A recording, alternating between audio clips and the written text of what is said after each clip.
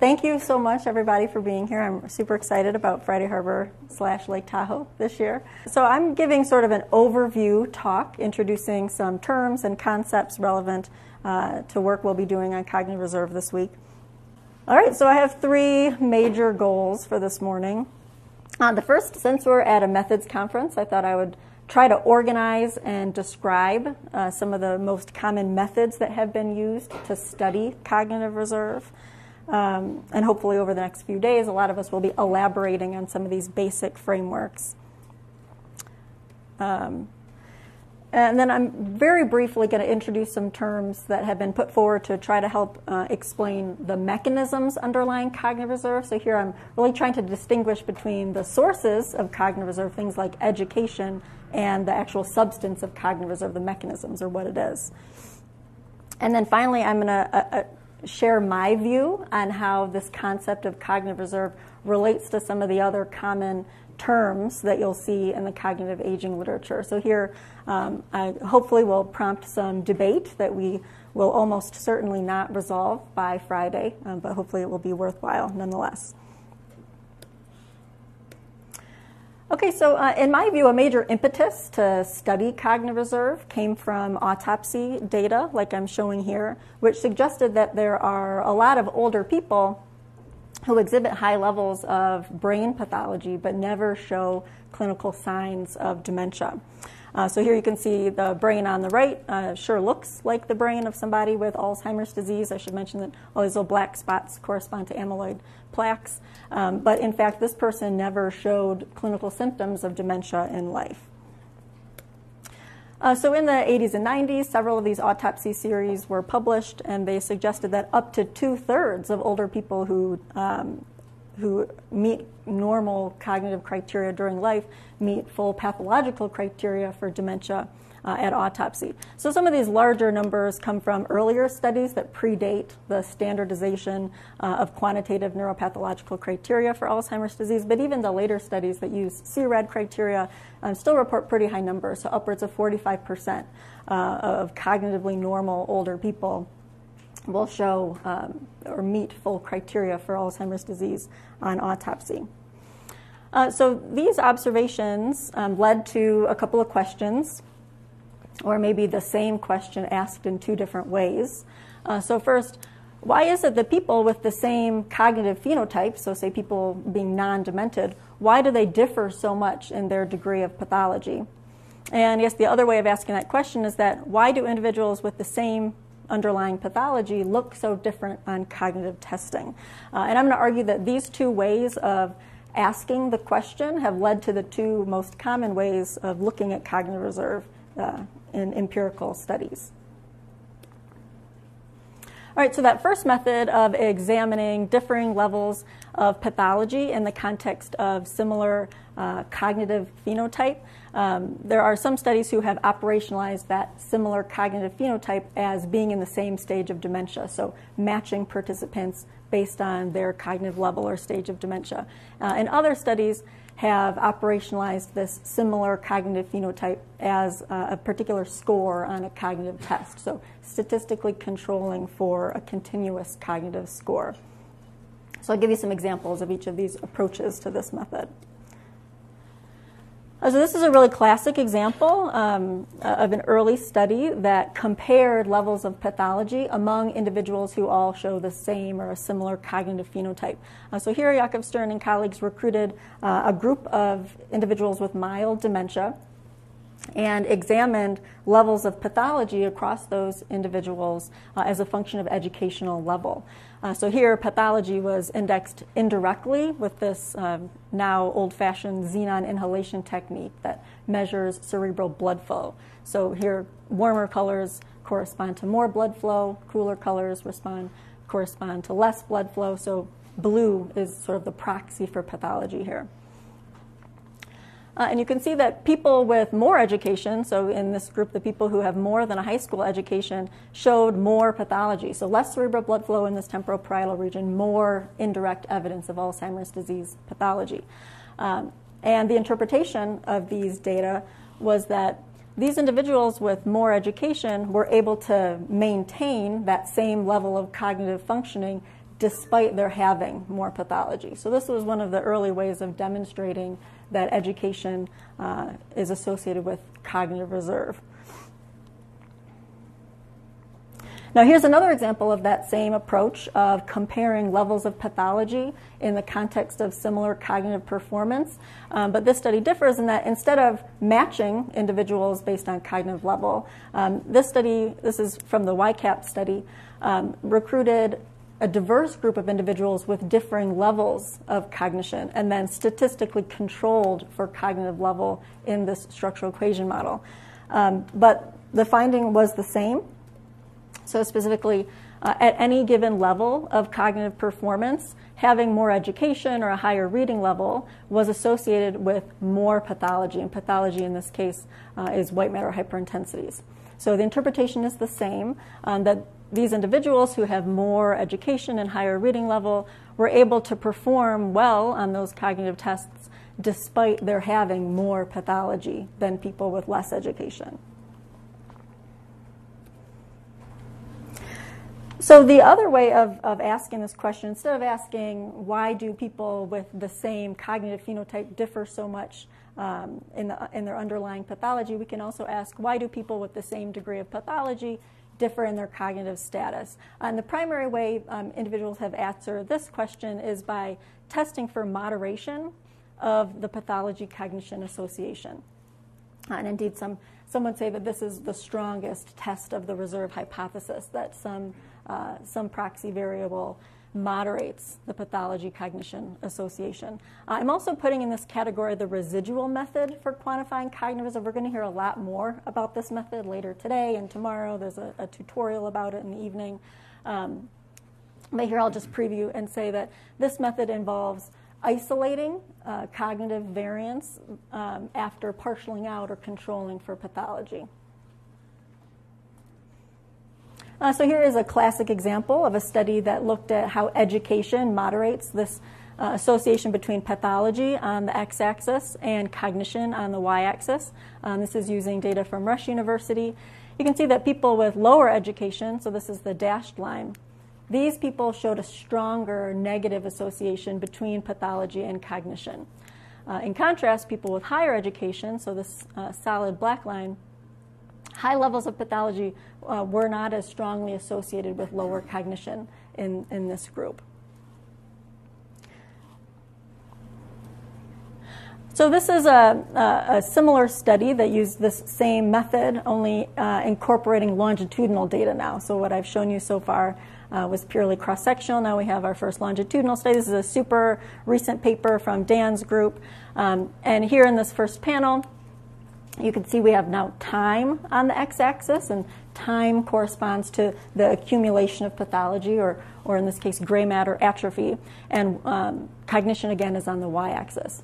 So again, we see that people with less education in blue show a stronger negative association between advancing pathology or brain atrophy and cognitive decline, whereas you don't see that association in people with higher levels of education.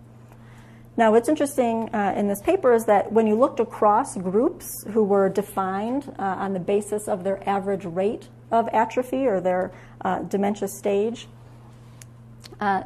this relationship actually lessened and then eventually reversed, such that if you're looking just at people who have a lot of gray matter atrophy, so people who are characteristic of having dementia, education is associated with the opposite relationship. So now it's people with higher education in red who are showing this stronger negative association between gray matter atrophy and cognitive decline.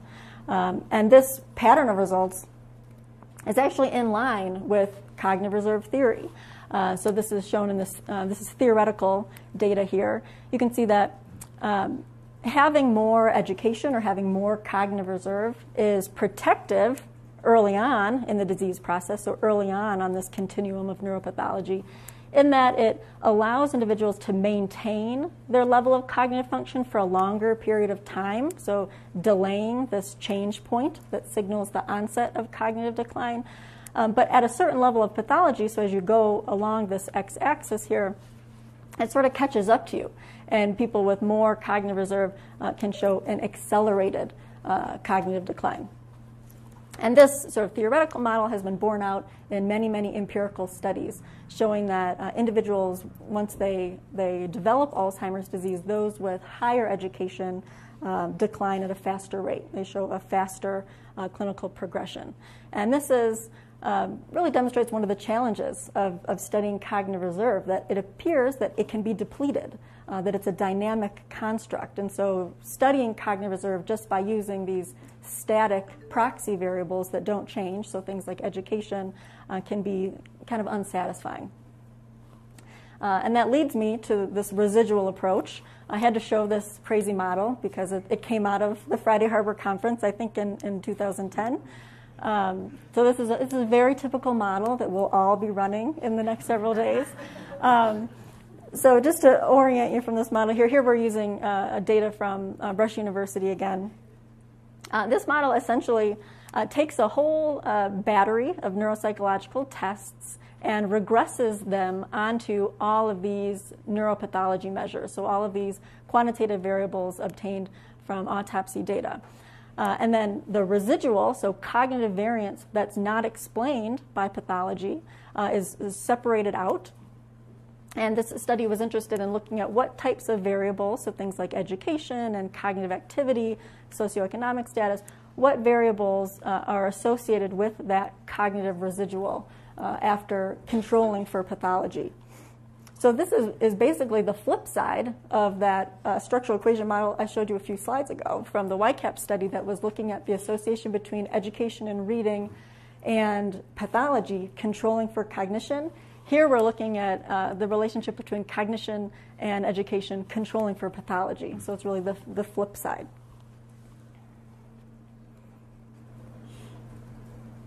Yeah, so in this study, variables like having more education and reporting more cognitive activities at age 40 were associated with more residual cognitive variance.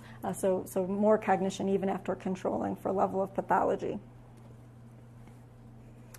All right, so I'm going to move on just briefly to introduce some of the potential mechanisms of cognitive reserve. So what is cognitive reserve? We often talk about cognitive reserve in terms of education and activities, but those are really things that we think build cognitive reserve or contribute to cognitive reserve. Those things aren't cognitive reserve itself.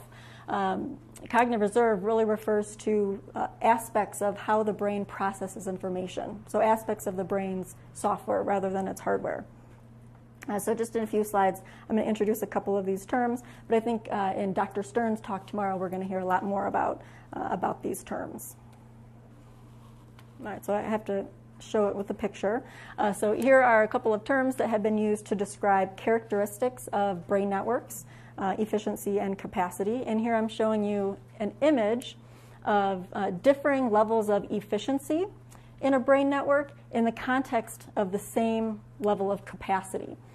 So here, brains that are less efficient or networks that are less efficient tend to ramp up activity faster early on in this continuum of task difficulty, and then they reach their individual capacity limit sooner than brains that are more efficient who take longer to reach that capacity limit. So in terms of capacity, brains that have higher capacity are able to generate more network activity than brains with lower capacity.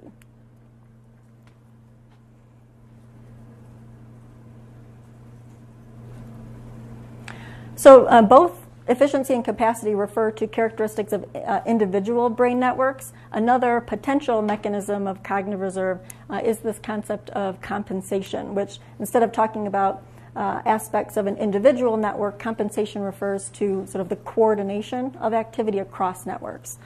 So here in red, I'm showing you activity in a primary network, and by primary network I mean this is the brain network that's most typically brought online in service of a particular cognitive task.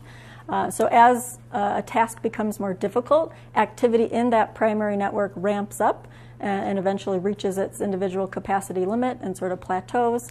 But if this brain is flexible, it may be able to bring online other networks that aren't typically used in service of that cognitive task, but at certain levels of task demands could be brought online to support that primary network or maybe even to take over for that primary network at very high levels of task demands. And so compensation is inherently related to these concepts of efficiency and capacity, because how efficient and how much capacity this primary network has dictates if and when these alternate networks need to be brought online. So I'm just going to summarize all of that in words. I much prefer pictures, but I know some people prefer words.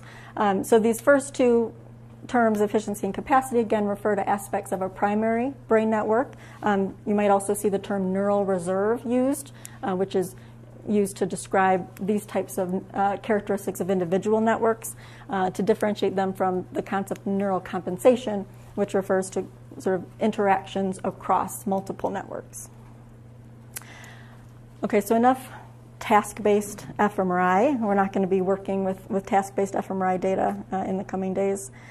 And the last part of my talk, I just wanted to introduce some very similar terms that are used in the cognitive aging literature and kind of share my view of how the concept of cognitive reserve compares and contrasts with those terms.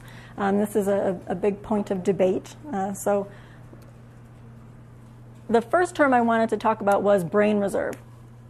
So this obviously sounds very similar to cognitive reserve. And insofar as both brain reserve and cognitive reserve are interested in explaining why there could be an absence of cognitive impairment in the presence of pathology, then they are very similar. But whereas cognitive reserve is typically used to talk about characteristics of brain networks, so how efficient and how flexible brain networks are, so characteristics of the software, brain reserve is more commonly used to talk about characteristics of the brain's hardware, so quantitative structural aspects of the brain, like how big the brain is, how many neurons there are, because those structural aspects of the brain dictate how much of an insult or how much pathology an individual brain is able to withstand or tolerate before showing symptoms.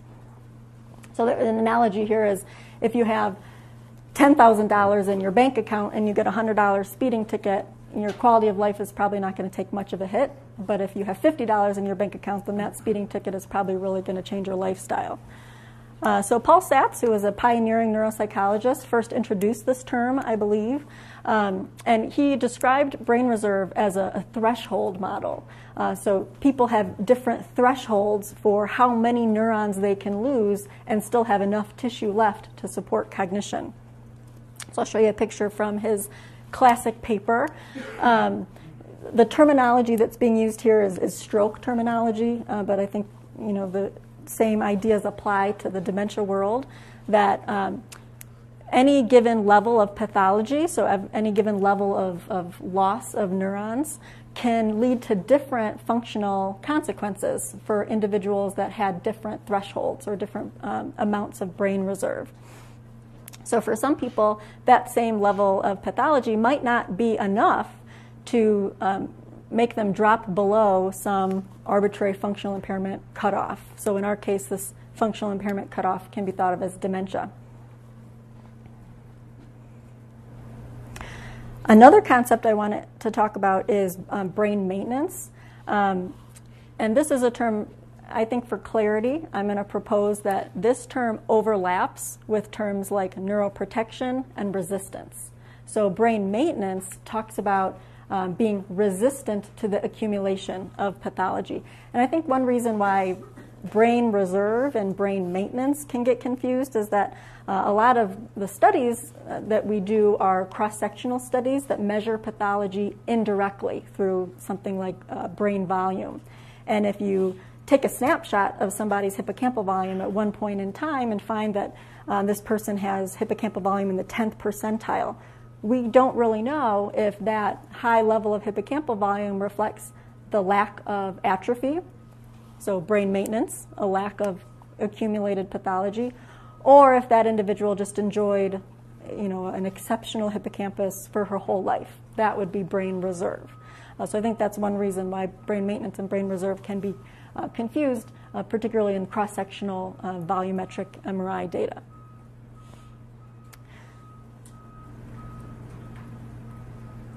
So this is an image from that original Nyberg article that put forth this term of brain maintenance. And the point of this figure is just that there are vast individual differences in older adults' susceptibility to amyloid deposition.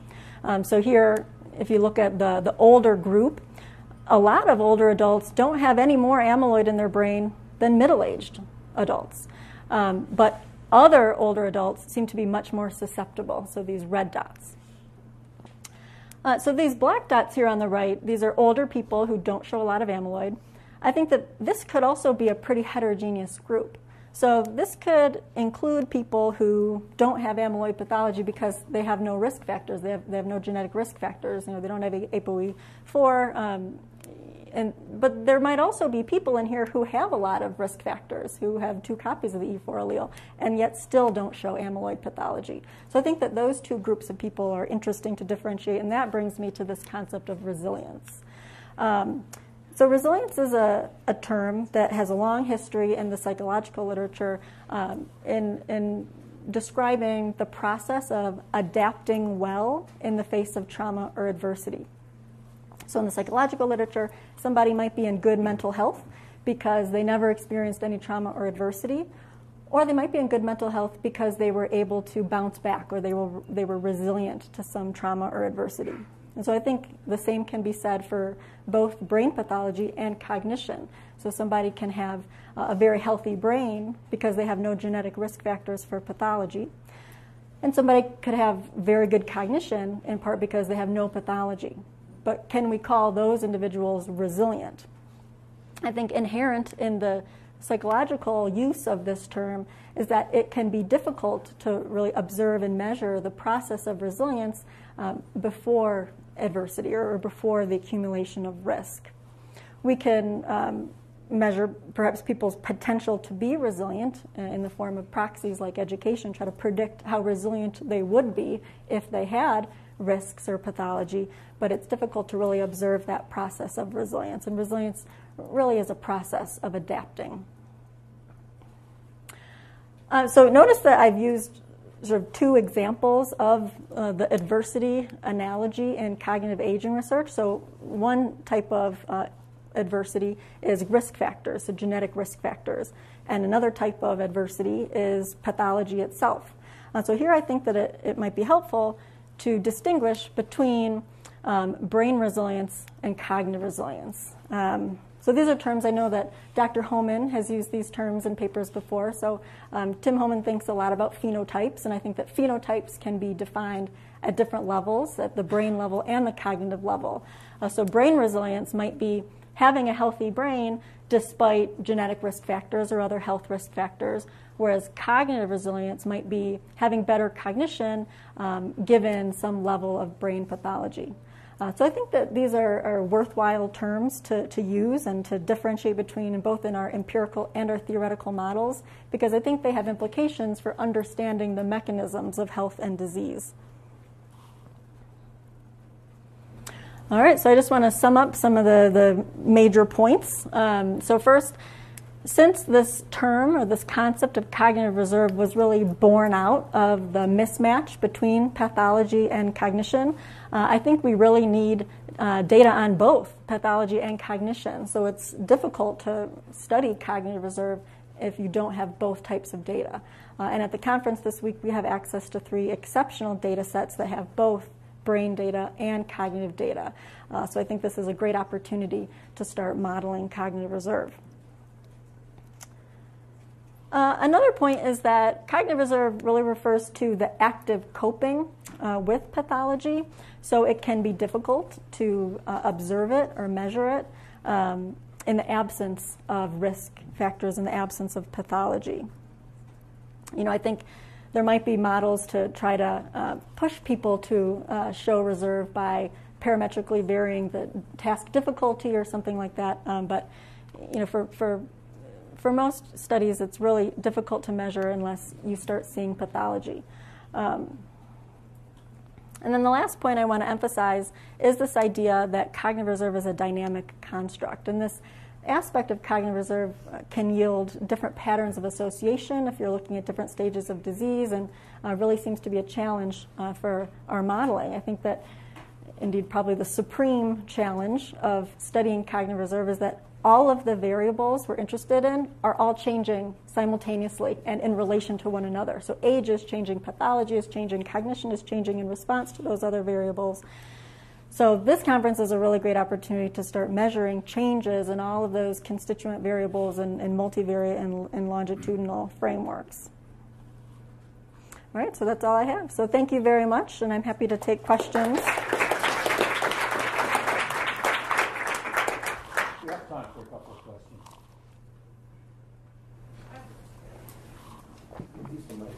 Yeah.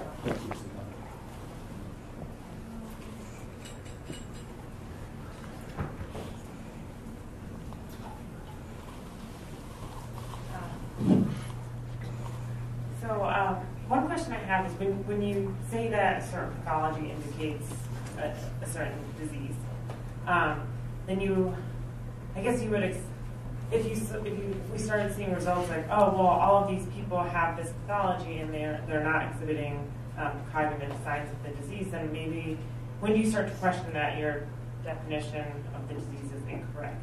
Yeah, I think that some diseases, it can be easier to talk about reserve. So in the case of stroke, I think we all agree that having a lesion in the brain is what's causing impairment, and we can look at individual differences in how people are performing despite, the same size of lesion in the brain. But I think this is another reason why the disease that we all study is more difficult. So to what extent is this resilience or a misclassification of pathology? And I think what adds to that problem is that usually how we measure pathology isn't direct. We're using hippocampal volume or cerebral blood flow or resting fMRI or things that we're not totally sure how those variables relate to the pathology. We're getting better at measuring the pathology, but again, I think it may not be what's driving impairment. Just from that, I think in the beginning when you were first talking about, they saw there was these brains that were filled with amyloid plaque, yet the people were perfectly cognitively normal throughout their lifetime. And it's interesting that then, I'm sure work has gone into that, into different paths of that too, but it's interesting that now we're trying to explain that instead of saying, well, wait a second, maybe the amyloid plaque isn't what we should be looking for. Yeah, it's a really interesting history with the autopsy data because, at first those percentages were really high. So many people are normal and they have this pathology, and so then they started refining the standardization of that. And how do they refine their criteria? They do it by having the gold standard be impairment. And so naturally, the proportion of people who have pathology and don't have impairment goes down because they start defining pathology based on cognitive impairment, which makes a lot of sense. But even taking that approach, we've not yet succeeded entirely in perfecting those criteria. So I think part of this is we need better perfection of our pathological criteria. Yeah. Excellent question. Thank you, Teresa. No doubt all of us in this room are delighted that higher education is protective. To a point. So it's a compression of morbidity. My question is, education is really a very amorphous term. Yeah. So what is the essence, or what is the impact of education, and what does it really mean to have higher education? What kind of cognitive activity is going on to make it protective? Yeah, that's a great question. I think this is one of the questions that's going to be motivating Work Group 1. So shout out to Work Group 1. Most of these studies have really just looked at education in terms of years of education. And that means something very different across people, depending on what that education looked like and what they did with it after. I think when we're talking about the mechanisms of the protective effect of education, they're very broad. I'll show a study in my next talk that tries to look at socioeconomic status as a downstream effect of education. That might be one mechanism that really doesn't have much to do with brain function at all. It's more to do with sort of economic resources and access and that sort of thing. But education might also instill certain cognitive strategies that do shape the brain. I think educational neuroscience is a really growing field that has been looking at how different educational experiences rewire the brain. But it's a very young field, so we don't totally know. The other thing I'll mention about the study I'll show shortly is that education is also so different when we're talking about a year of elementary school versus a year of college. Not only are the activities you're engaged in during those two different types of educational experiences different, but you're at a different developmental period. So we don't know if differences between early and later education reflect sort of what's being done in the classroom versus what the critical period is that the brain is in when you're that age. So these are excellent questions that I don't have the answer